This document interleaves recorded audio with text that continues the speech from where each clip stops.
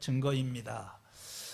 선조들은 이 믿음으로 살았기 때문에 훌륭한 사람으로 증언이 되었습니다.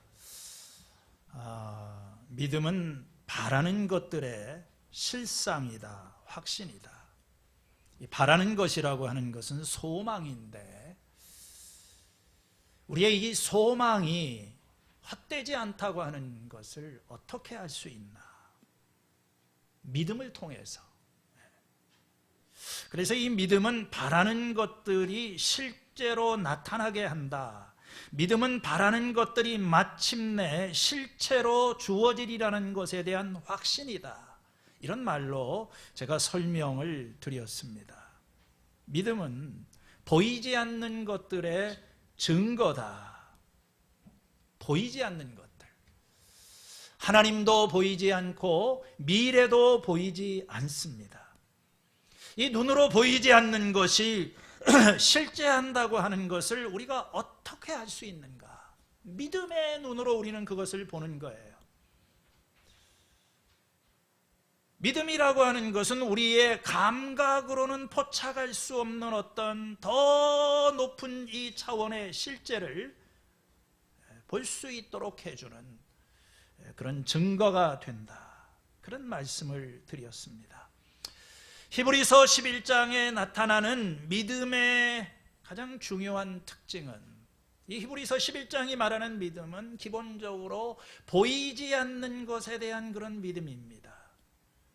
믿음으로 우리는 이 세상이 하나님의 말씀으로 지어진 줄을 압니다. 보이는 것은 나타난 것으로 된 것이 아닙니다. 눈에 보이는 세상이 전부가 아니라는 것입니다. 이 물리적인 세상이라고 하는 것은 보이지 않는 하나님의 말씀으로 창조되었다. 그래서 이 히브리서에는 이 보이지 않는 하나님, 보이지 않는 것을 보는 것처럼 살았던 믿음의 사람들에 대한 이야기를 계속 들려주고 있습니다. 아벨이 그러한 믿음으로, 에녹도 믿음으로, 그리고 노아도 믿음으로 살았습니다. 한결같이. 노아는 하나님께서 아직 보이지 않는 것들에 대하여 경고하실 때, 아직 홍수가 오지 않았지만 그 하나님을 경외하는 마음으로 방주를 마련하였다. 이것이 바로 믿음의 삶인 것입니다. 이와 같은 믿음의 삶이 무엇인지를 우리들에게 가장 생생하게 보여준 인물이 아브라함입니다. 믿음의 조상 아브라함. 아브라함은 믿음으로 새로운 길을 떠났습니다. 고향을 떠나는 것이 상당한 믿음이 필요했지요. 갈 바를 알지 못하고 떠났습니다. 하나님이 말씀하신 땅에 도착한 다음에도 믿음으로 그 땅에 살았어요. 왜냐하면 도착은 했지만 손에 쥐어지는 것이 없고 눈에 보이는 것, 가진 것이 없었습니다. 나그네처럼 살았습니다. 그냥 하나님의 약속을 붙들고 살았습니다. 하나님께서 설계하시고 세우실 튼튼한 기초를, 도시를 바랐던 것입니다. 그가 바랐던 것은, 바라는 것은 이 땅에 있는 것이 아니라 이 하나님께서 예비하신 이 보이지 않는 영원한 나라에 대한 소망을 가지고 살았다. 그는 약속을 받지는 못하였지만 그것을 멀리서 바라보고 반겼으며 환영하였으며 이 땅에서는 자기가 나그네 된 것을 고백하였다. 아브라함의 믿음은 보이지 않는 것에 대한 그런 믿음입니다. 보이는 것은 잠깐이요 보이지 않는 것은 영원하다. 그들은 더 좋은 것을, 하늘의 고향을 바라보고 있었다. 이런 믿음으로 그는 눈에 보이는 그의 전부와 다를 바가 없었던 독자 이삭을 하나님 앞에 바치는 그런 믿음을 실천할 수 있었던 것입니다. 믿음이라고 하는 것은 우리로 하여금 보이지 않는 미래, 보이지 않는 세계를 향해서 담대한 확신을 가지고 나아가게 합니다. 오늘 우리의 이 불투명한 미래, 언제 끝이 날지 모르는 이 암울한 현실, 오늘 우리가 이런 세상을 흔들리지 않고 살아가려면 확신이 필요하고 신념이 필요하고 믿음이 필요합니다. 아브라함은 이런 믿음으로 살았어요. 이러한 아브라함의 신앙이 그의 후손들의 삶에서도 그대로 나타납니다. 오늘 읽은 20절에서부터 22절의 말씀에 보면 아브라함의 자손인 이삭, 야곱, 요셉의 믿음을 소개하고 있어요. 믿음 하면은 물론 우리는 아브라함의 이야기를 생각하지만 그의 후손들의 믿음도 이 아브라함의 믿음을 이어받은 믿음인 것입니다. 첫 번째로 20절에 이 이삭의 믿음을 말하고 있어요. 믿음으로 이삭은 또한 장래일을 놓고 야곱과 에서를 축복해 주었다. 자녀를 축복하는 것은 아버지의 특권이었습니다. 오늘날에도 이 자녀를 축복하고 축복기도 해주는 부모님이 있습니다. 여러분, 이 자녀를 축복하는 것도 믿음이 필요한 것입니다. 오늘 왜 많은 아버지들이 자기 자녀에게 축복 기도를 하지 않을까요? 믿음이 없어서입니다.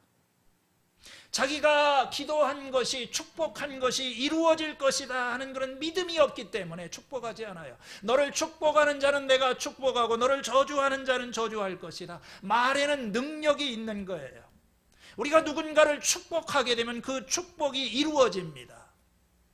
이 야곱은 이걸 알았어요.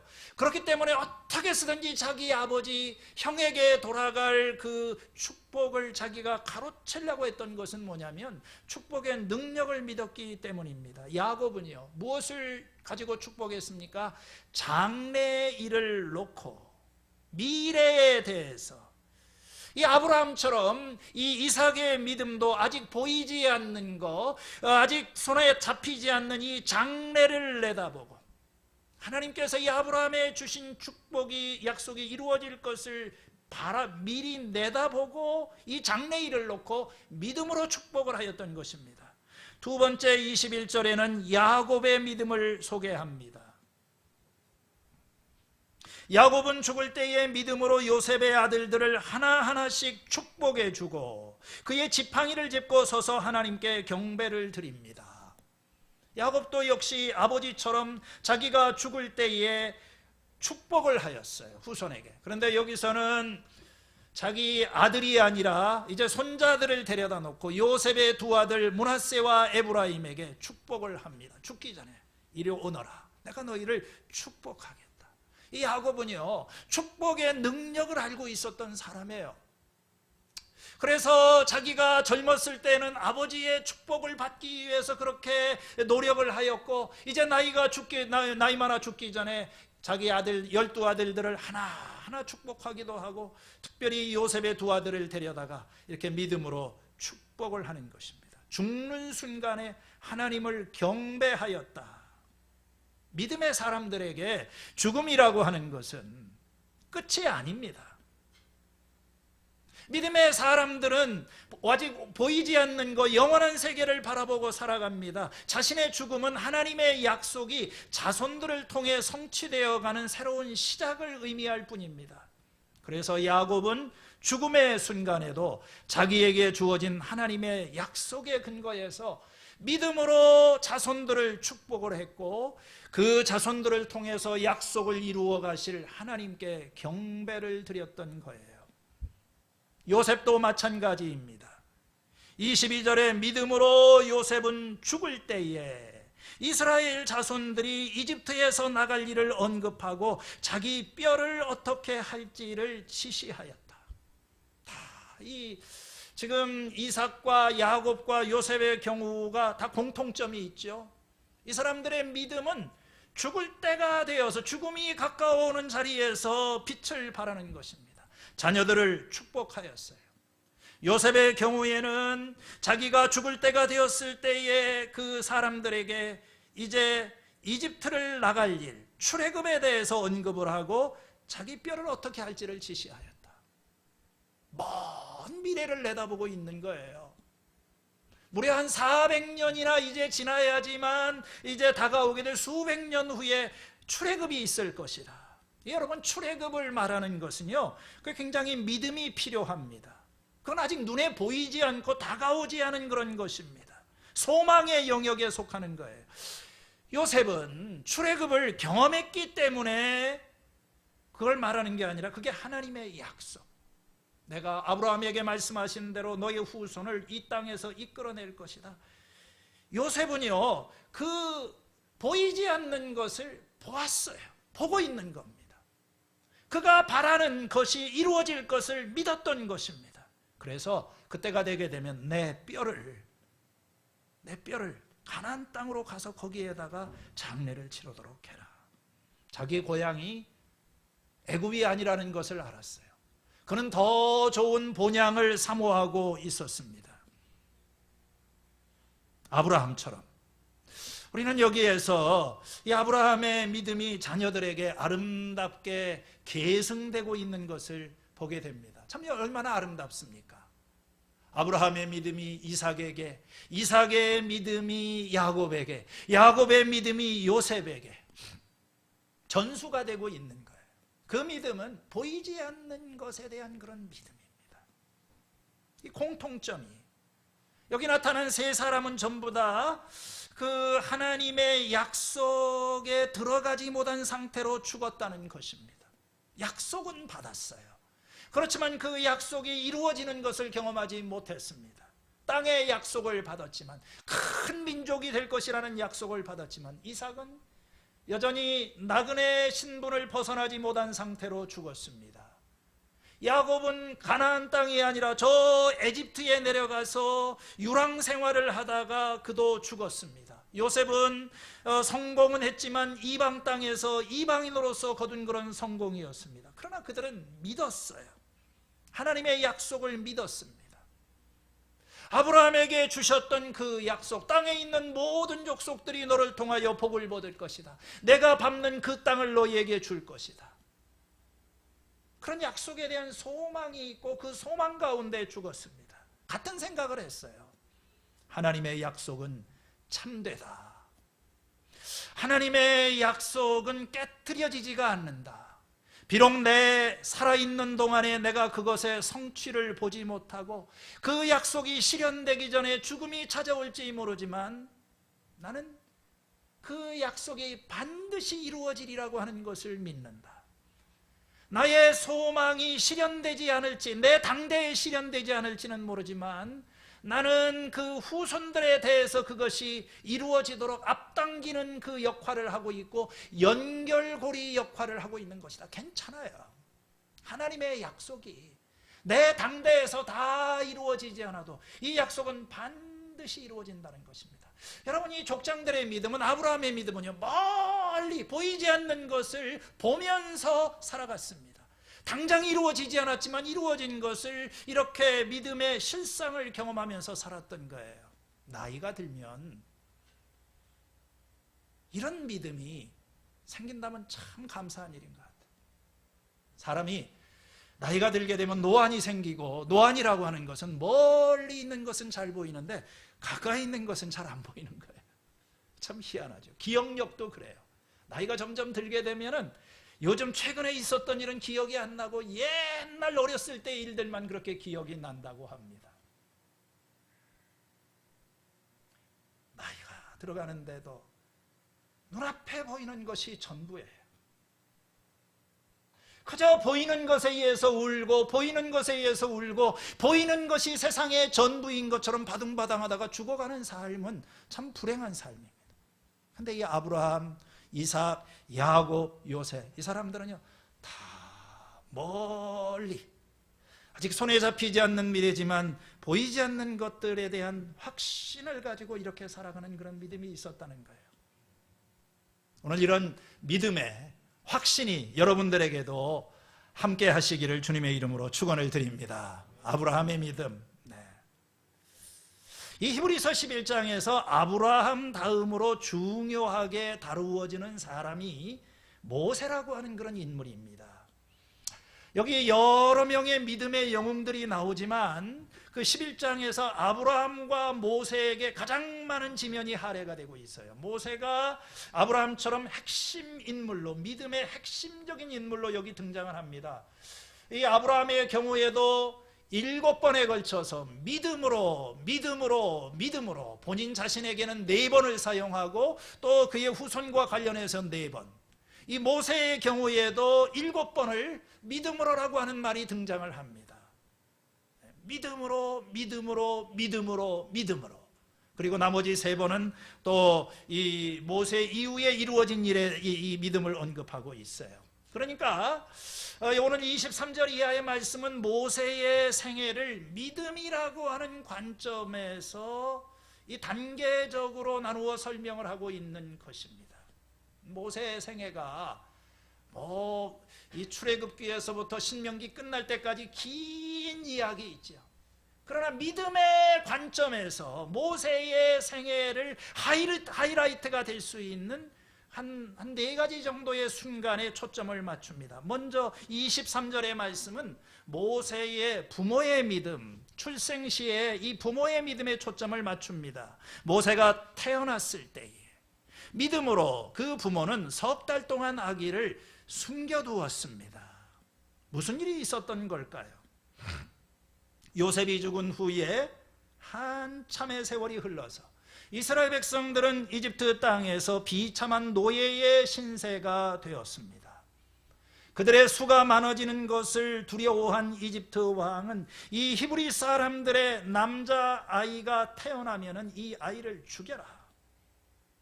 갓 태어난 히브리 남자아이는 모두 강물에 던지고 여자아이만 살려두어라. 이 무시무시한 명령을 내렸어요. 이 명령 속에는 두 가지 위협이 있는 것입니다. 하나는 태어나는 히브리 남자 아기는 다 죽이라고 하는 거예요.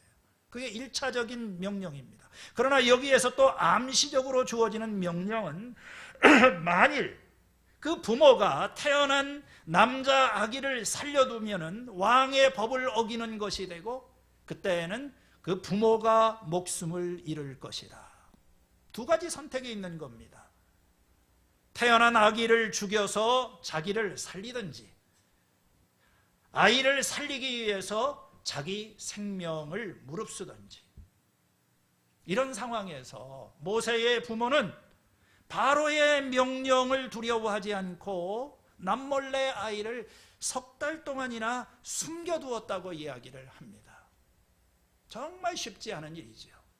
이 바로의 병사들이 집집마다 이 돌아다니는 그런 상황에서 애기 울음소리라도 들리게 되면, 발각이 되게 되면 큰 위험을 당할 수 있는 상황에서 왜 그랬을까요? 여기 보니까 아주 흥미로운 표현이 있습니다. 아기가 잘생긴 것을 보았기 때문이다. 얼마나 잘생겼으면 이 아이를 목숨을 걸고 지켰을까? 그냥 여기 잘생겼다고 하는 말은 외모가 특출하다, 그거는 의미만은 있었던 건 아닌 것 같아요. 그 속에서 어떤 그 특별한 기운을 느꼈다고 할까요?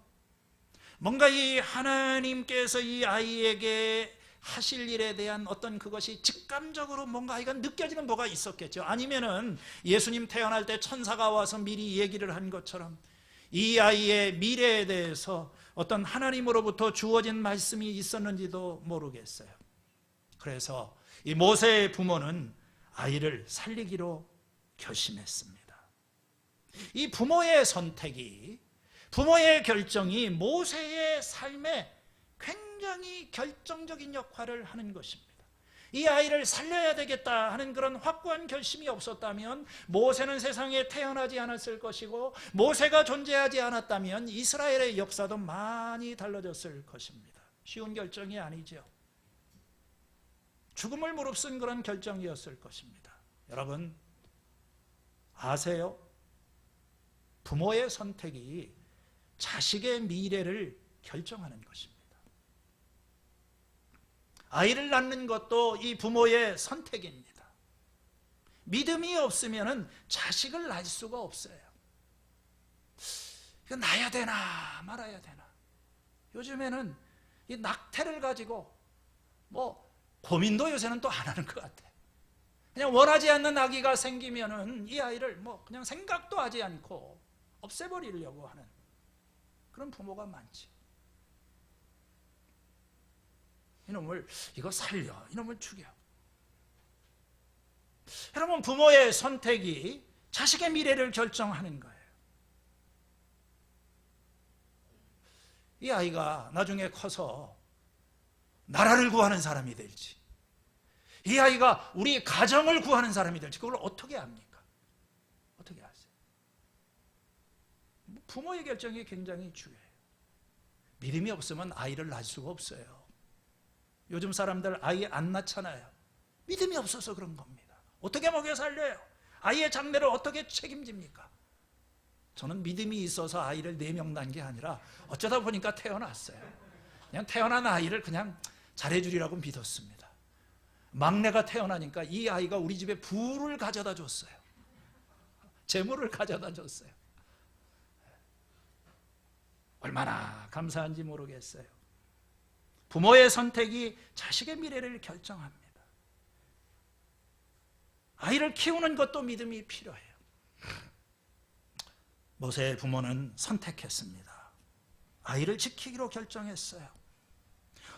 어떻게 이렇게 대담한 행동을 할 수 있었을까요? 믿음이 있었기 때문에. 왕의 명령을 두려워하지 않았다. 정말 두려워해야 될 사람은 몸은 죽여도 영혼은 죽이지 못하는 그런 것이 아니라 몸과 영혼을 함께 멸하실 수 있는 분, 하나님을 두려워하는 마음이 있었어요. 우리는 당신의 명령을 따르지 않겠습니다. 우리는 두려움 때문에 아이를 포기하지 않겠습니다. 죽음의 공포 때문에 우리의 이 소중한 아이를 우리가 내버리지 않겠습니다. 대단한 용기지요. 왕에 맞서는 이 용기, 이 믿음이 어디서부터 온 것일까요? 보이지 않는 하나님. 그 보이지 않는 하나님께서 이 아이를 지키고 계시고 이 아이와 함께 하실 것이라는 그런 믿음이 있었기 때문에 아이를 지켰고, 나일강의 갈대 상자에다가 이 아이를 넣어서 이렇게 떠내려 보낼 수가 있었던 것입니다. 모세의 삶은 이 부모의 선택, 부모의 믿음에게서부터 이렇게 시작이 됩니다. 믿음의 부모 밑에서 태어났지요.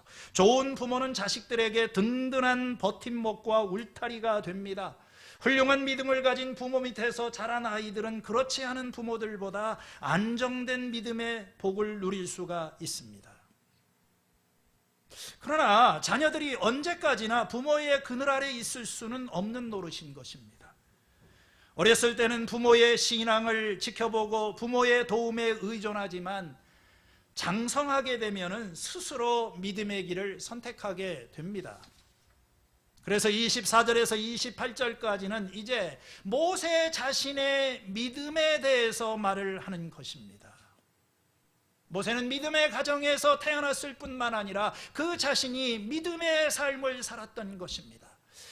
모세의 이 120년의 생활 가운데 모세의 삶에서 이 믿음이 가장 빛을 발하였던 한 3가지 정도의 중요한 사건에 주목을 합니다. 첫 번째, 믿음으로 모세는 어른이 되었을 때에, 장성하였을 때에 바로의 왕의 공주의 아들이라 불리기를 거절하였다.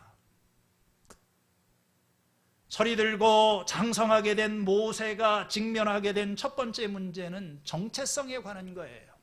그는 히브리 부모의 밑에서 태어났지만 이제 이집트 왕궁의 입양이 되어서 왕자의 신분으로 자라게 되었습니다. 나는 누구인가? 나는 어떤 사람으로 살아야 되는가?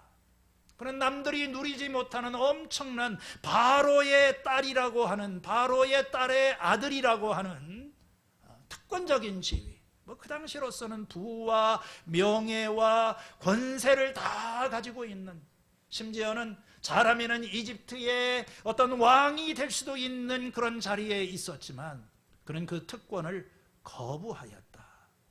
25절의 말씀에 있는 대로 오히려 그는 잠시 죄의 향락을 누리는 것보다 하나님의 백성과 함께 학대받는 길을 택하였습니다. 여러분 여기 보세요.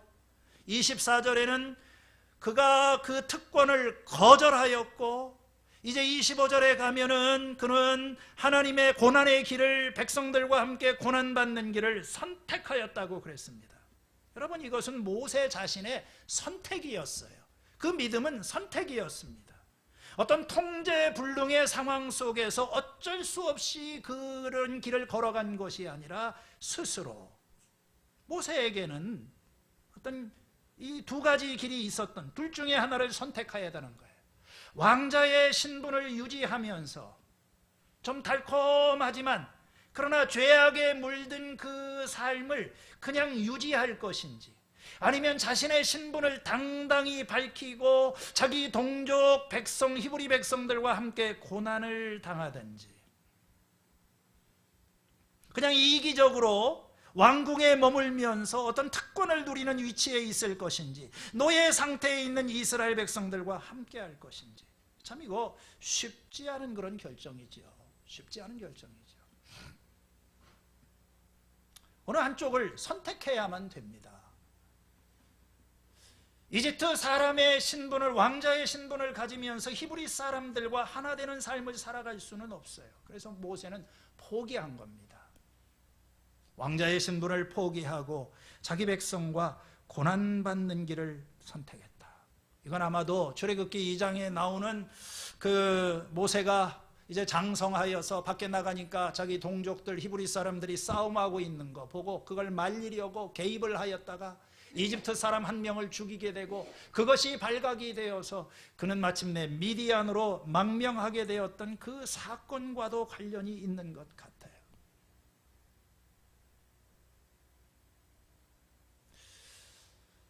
내가 이런 때 어떻게 처세를 해야 되나, 어떤 결정을 해야 되나.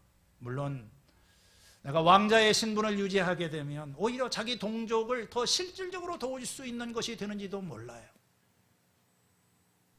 그런 유혹을 받았을 것입니다. 그렇지만 모세는 그러한 삶이 자기 동족을 탄압하고 압제하는 그 결과로 얻어지는 쾌락이라고 하는 것을 알았고, 그는 마침내 결단을 하여서 고난의 길을 가기로 했다는 것입니다. 어떻게 이런 고난의 길을 선택할 수 있었을까요?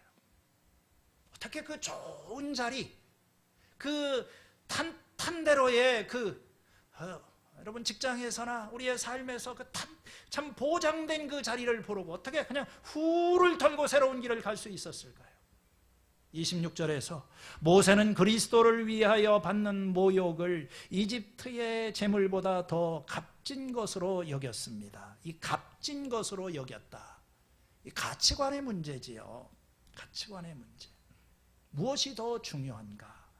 이집트의 이 재물, 보화, 엄청난 부, 그러나 그것보다 그리스도를 위해서 받는 이 모욕이, 모세는 자기 백성을 위해서 세상의 영광을 포기했습니다. 예수님은 인류를 위해서 그 영광을 포기했습니다. 그리스도의 길을 걸어간 거예요. 그러면서 그는 내다보았어요. 바라보는 게 있었어요. 그럼 뭘 보았냐면은 당장이 아니라 지금은 고난을 당하지만 이 고난을 통해서 하나님께서 그에게 허락하실 장차 받을 상에 대해서 그걸 바라보고 있었다. 믿음은 바라는 것들의 실상이요 보지 못하는 것들의 증거다. 현재의 사건을 넘어서는 보이지 않는 세계에 대한 그런 믿음, 그게 그 상이 뭘까요? 아마도 그것은 민족의 구원, 해방이었는지도 모릅니다. 나의 이 잠시의 고난을 통해서 이 민족에게 자유가 주어지고 하나님께서 이 백성을 행하실 그 어떤 해방시키실 것이라고 하는 그런 소망을 가지고 출발했다고 하는 것입니다. 오늘 우리에게도 결단의 시간들이 이렇게 찾아옵니다. 편하지요. 그냥 가만히 이렇게 있으면 누가 뭐라고 하는 사람 없고, 그러나 아브라함은 75세의 나이에 새로운 길을 떠납니다. 모세도 애굽의 이 영광을 버리고 떠나갑니다. 믿음의 사람들은 항상 앞을 바라보고 더 좋은 세계, 그러나 그 보이지 않는 세계, 하나님께서 그것을 통해서 이루신 일을 바라보는 그 영광된 세계를 바라보고 살아가는 믿음의 사람들이었었어요. 본 회퍼라고 하는 유명한 신학자가 있어요. 이제 여러분들에게도 잘 알려진 선한 능력으로 라고 하는 그 찬양 잘 아시죠? 뭐 어떻게 부릅니까? 그 선한 힘의 능력으로 나를 감싸주신다. 이게 보네퍼가 죽기 전에 마지막으로 썼던 그 시에 곡을 붙인 것입니다. 천재적인 신학자예요. 20세기를 대표하는 가장 아주 유망한 그런 신학자, 21살의 나이에 베를린 대학에서 신학박사 학위를 취득을 하고, 그는 대학에서 강의를 하면서 비밀리에 히틀러 반대 운동을 벌였습니다. 1937년 나치가 그가 교장으로 있던 핑켈발데 신학교를 폐쇄하였어요. 이 보네포는 신변의 위협을 느끼고 있을 때 미국에 있는 친구 폴 레만이라고 하는 사람이 아주 매력적인 제안을 합니다. 그를 미국으로 초청하면서 2차 세계대전이 끝나고 나치 독일이 패망할 때까지 미국에 와서 유니온 신학교에 머물면서 강의와 연구를 해달라고 부탁을 하였습니다. 보네포는 초청을 받고 미국에 도착한 직후에 자기가 잘못 왔음을 깨닫게 됩니다. 그는 그때의 심정을 이렇게 기록하고 있습니다. 나는 유니온 신학교의 학장인 코핀 박사의 집 정원에 앉아서 나의 상황과 민족의 상황을 생각하고 기도할 기회를 가졌다.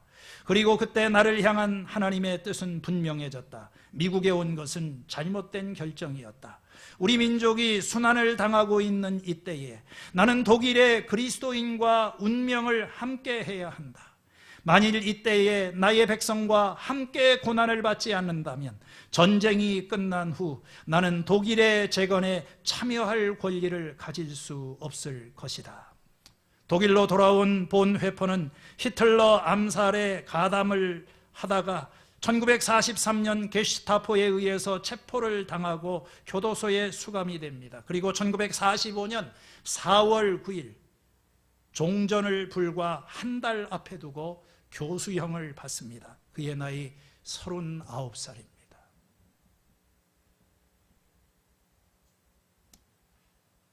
어떤 길을 걸어갈 것인가? 어느 길을 선택할 것인가? 믿음으로 모세는 어른이 되었을 때에 바로의 공주의 아들이라 불리는 그 특권의 지위를 거절하고 자기 백성과 함께 고난받는 길을 선택하였습니다. 두 번째로 모세의 믿음은 바로를 두려워하지 않고 이집트를 떠나는 것에서 표현이 되고 있습니다. 27절에 믿음으로 그는 왕의 분노를 두려워하지 않고 이집트를 떠났습니다. 성경에서 모세가 이집트를 떠났다고 하는 것은 두 번 기록이 되어 있습니다. 처음에는 출애굽기 2장에 사람을 죽이고 난 다음에 바로의 보복을 두려워하여서 미디안을 향해서 떠나간 것입니다.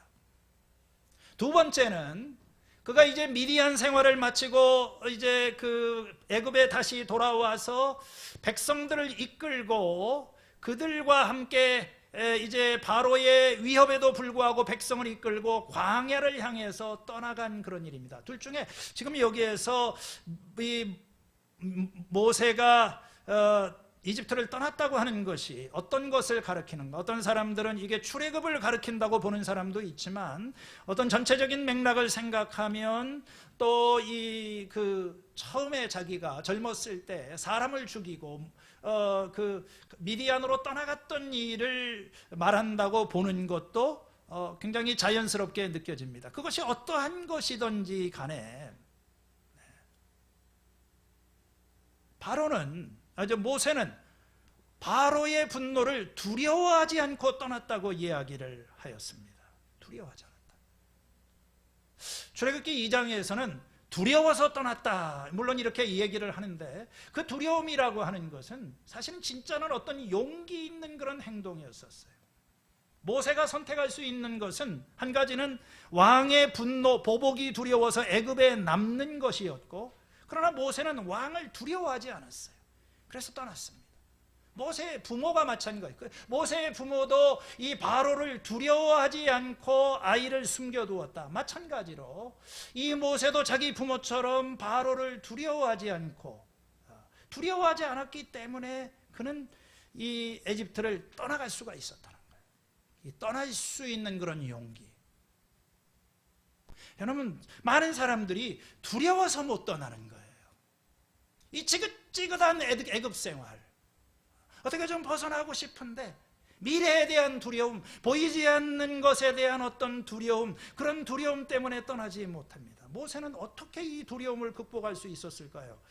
27절 뒷부분에 그 답이 나옵니다. 그는 보이지 않는 분을 마치 보는 듯이 바라보았다. 그리고 견뎠다. 그게 바로 방법인 것입니다. 모세가 바로를 두려워하지 않고 떠났어요. 바로는 눈에 보이는 존재이지요. 그러나 그의 시선은 바로를 향하지 않고 보이지 않는 하나님, 그 하나님을 계속해서 집중해서 시선을 집중했다. 여기 이 동사의 의미는 어떤 이 반복적인 이렇게 집중해서 바라보는 것을 이야기를 하고 있는 것입니다.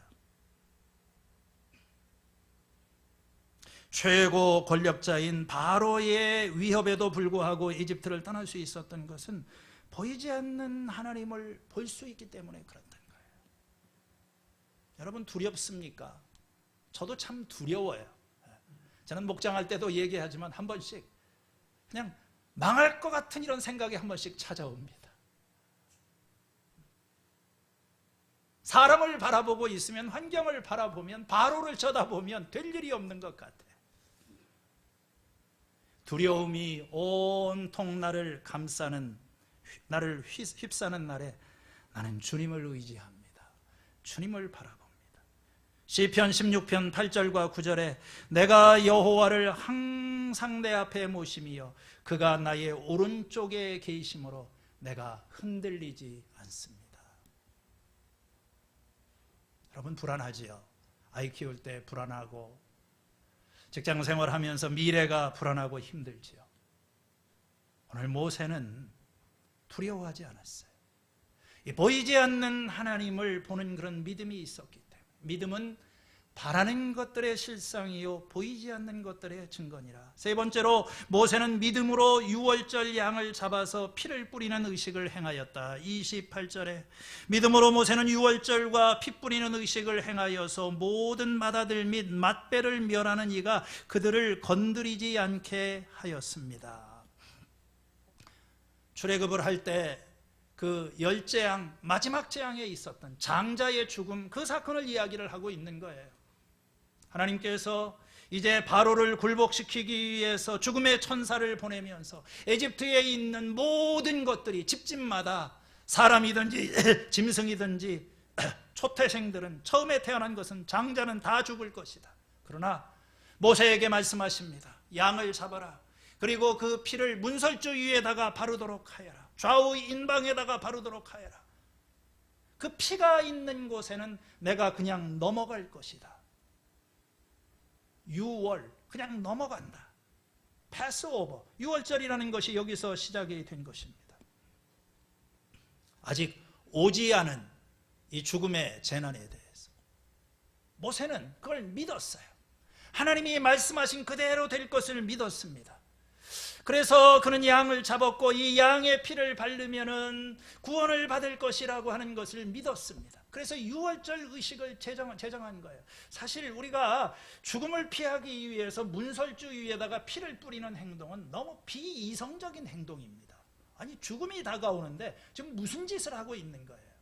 이것은 노아가 마른 땅에다가 방주를 만드는 것만큼이나 상식을 벗어난 그런 행동입니다. 참 이해가 안 돼요. 그러나 하나님이 말씀하시기 때문에 그 하나님을 믿었어요. 여러분 예수를 믿으면 그 피가, 이 예수님의 2000년 전의 보혈이 우리의 죄를 정결케 하고 심판의 자리에서 우리를 구원할 것이다. 하나님께서 말씀하셨습니다. 이것을 믿는 자는 구원을 얻을 것이다. 이 믿음은 보이지 않는 것에 대한 그런 믿음인 것입니다. 29절에 믿음으로 이스라엘 사람들은 홍해 바다를 마른 땅을 지나가듯이 건넜습니다. 그러나 이집트 사람들은 그렇게 해보다가 빠져 죽었습니다. 이제 홍해 바다로 가게 되지요.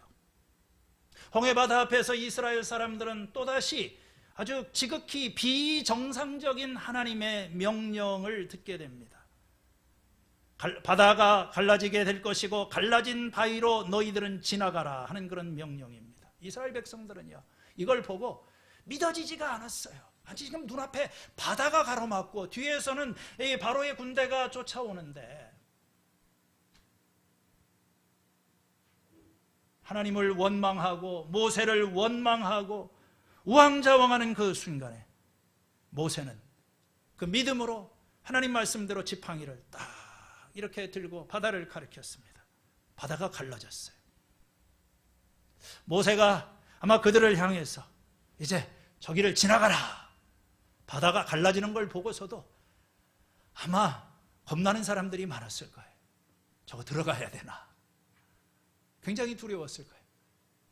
근데 이스라엘 백성들이 아마 순종했던 것 같습니다. 그걸 보고 여기에서 믿음으로 이스라엘 백성들이 홍해바다를 지나갔다. 홍해바다 지나가는 것도 상당한, 제가 볼 때는 그냥 떠밀려서 들어가지 않았을까. 뭐 믿음이 있어서 간 게 아니고 그냥 어디 갈 데가 없으니까 떠밀리듯이 이렇게 들어갔는데, 성경에서는 그걸 갖다가 믿음으로 또 건넜다고 얘기를 해줍니다. 여러분, 뭐 우리 믿음이 이렇게 별 볼 일 없는 그 선택을 하더라도 흉내만 내도 하나님께서는 그걸 믿음으로 봐주신다고 하는 거예요. 30절에 믿음으로 7일 동안 여리고성을 돌았더니 성벽이 무너졌습니다. 이것도 또 말도 안 되잖아요.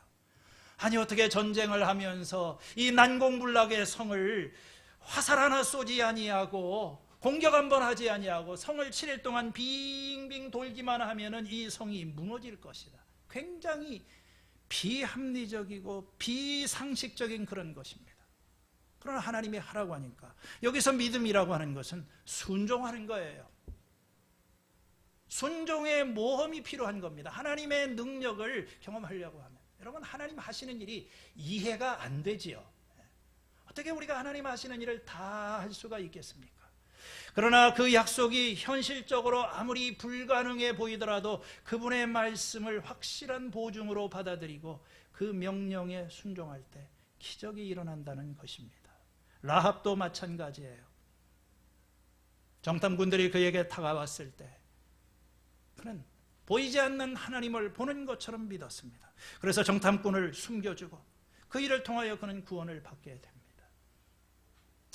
모세는 믿음으로 그의 삶에 있어서 하나님의 종의 사명을 감당했을 뿐만 아니라 오늘 우리에게도 이 믿음이 필요해요. 이스라엘에게도 이 믿음이 필요합니다. 이스라엘 백성들은 광야 생활을 하면서 믿음이 없어서 실패하고 믿음이 없어서 멸망하게 됩니다. 그들이나 우리나 기쁜 소식을 들은 것은 마찬가지입니다. 그런데 들은 그 말씀이 그들에게 아무런 유익이 되지 못했습니다. 그들은 그 말씀을 듣고서 믿음과 결합하지 않았기 때문입니다. 여러분, 참 오늘 우리가 살고 있는 세상이 불확실하고 불투명하고 앞이 보이지 않습니다. 우리에게는 신념이 필요합니다. 믿음으로 살아가야 돼요. 역사는 선과 악을 결단하는 사람들이 만드는 것이라고 했습니다. 어떤 사람이 미국의 대통령을 지낸 앤드류 잭슨 장군에게 이렇게 질문했습니다. 장군님을 모시고 있는 그 늙은 종이 천국에 갈 것 같습니까? 아닐 것 같습니까? 이렇게 질문을 하니까 앤드류 장군의 제가 잘못했어요. 그 앤드류 장군을 모시는 그 종에게, 나이 많은 종에게 그 장군님이 천국 갈 것 같습니까? 못 갈 것 같습니까? 질문을 하니까 그 종이 잘 모르겠습니다. 하지만 장군님이 가기로 결단을 했다면 가겠지요 라고 대답을 했다고 합니다. 믿음은 선택입니다. 믿는다고 하는 것이 무엇인가? 믿음은 선물이지요. 물론 내 힘으로 되는 것이 아닙니다. 하나님의 은혜로 믿어지는 거예요. 그런 측면이 있습니다. 그러나 다른 한편으로 믿음은 선택입니다. 누가 해주는 게 아니에요. 내가 하는 것입니다. 하늘에서 뚝 떨어지는 것이 아닙니다. 내가 믿기로 선택하는 거예요. 성경에 나타난 믿음의 사람들의 공통적인 특징, 이 믿음의 특징은 선택하는 거예요. 아브라함은 고향 땅을 떠나기로 선택했습니다. 하나님의 음성을 듣고 순종하기로 선택했습니다. 가나안 땅에 도착한 다음에 나그네로 살기로 선택을 했습니다. 아이를 낳을 수 없는 상황에서 하나님의 약속을 붙들기로 선택했습니다. 돌아갈 기회가 있었지만 돌아가지 않기로 선택하셨습니다. 선택이 중요해요. 여러분, 순간의 선택이 평생을 좌우합니다. 우리 크리스찬들도 날마다 선택의 순간에 직면을 하게 됩니다. 올바른 선택을 해야 돼요. 믿음의 선택을 해야 됩니다. 믿음이 없으면 올바른 선택을 할 수가 없어요. 마음이 흔들리는 사람은 절대 올바른 선택을 하지를 못합니다. 이 믿음은 보이지 않는 하나님을 보는 것처럼 믿는 이 확신과 체험에서부터 시작이 되는 것입니다. 사랑하는 우리 형제 자매 여러분, 오늘 우리에게 이 선과 악의 이 결단, 선택의 자리에 우리가 직면할 때 어느 편에 설 것인가, 또 어느 길을 갈 것인가, 아브라함처럼 모세처럼 믿음의 길을 걸어가고 하나님의 은혜를 경험하는 우리 겨자씨 교회 성도님들이 되시기를 주의 이름으로 축원을 드립니다. 우리 다 같이 기도하시겠습니다. 하나님 아버지, 은혜와 사랑을 감사합니다.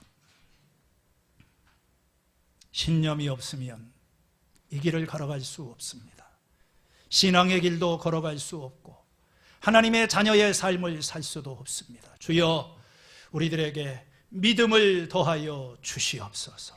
순종을 통하여 믿음을 배우게 하여 주시옵소서. 그래서 우리가 바라는 그것이 반드시 이루어질 것이라고 하는 것을 체험적으로 알게 하여 주시고 이 믿음의 날마다 성장하는 사람이 되게 하여 주시옵소서. 예수님의 이름으로 기도하였습니다. 아멘. 자리에서 일어나셔서